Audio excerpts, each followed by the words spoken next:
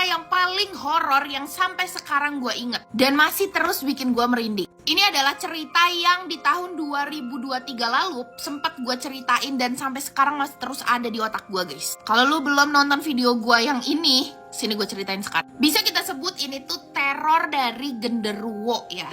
Pas sambil kita makan makaroni nyerem genderuwo yang salted caramel. Ini namanya genderuwo imut ya, guys.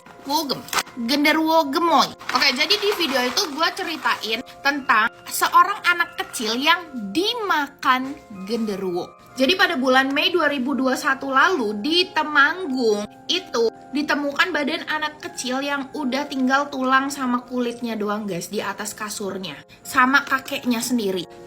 Wangi. Wow. Nah ternyata anak kecil ini tuh udah meninggoy berbulan-bulan dan pas waktu ditanya sama orang tuanya, dia bilang kalau anak ini tuh dimakan sama genderuwo. Nah usut punya usut, jadi beberapa bulan sebelumnya itu orang tuanya ini tuh gak kuat ngurus anaknya karena si anaknya ini bandel banget sampai dibilangnya, gue nggak tahu datang dari mana idenya kalau isi anak ini itu dirasukin sama genderuwo. Itu yang dipercaya sama si orang tua anak ini, guys. Nah, sampai suatu ketika di daerah Temanggung itu ada seorang dukun yang sekarang udah ditangkap ya, guys, sudah dipenjara. Itu bilang kalau si anak ini itu beneran emang dirasukin sama si genderuwo. Akhirnya diuji lah nih ya kan. Terus ada tesnya kalau emang si anak ini tuh dirasukin genderuwo, dikasih makan bunga mahoni atau daun mahoni itu. Kalau dia nggak ngerasa kepahitan, itu tandanya dia dirasukin sama genderuwo. Nah, dicobalah nih anaknya dikasih makan. Oke, udah teraduk rata, mantep. Wangi banget, guys, rasanya nih. Yuk, bismillah. Enak banget.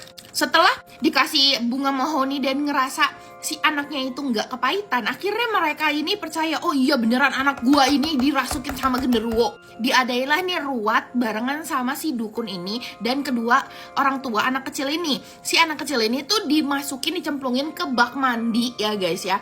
Terus dicemplungin 3 kali, coy. Pas waktu dicemplungin 3 kali itu dia masih napas.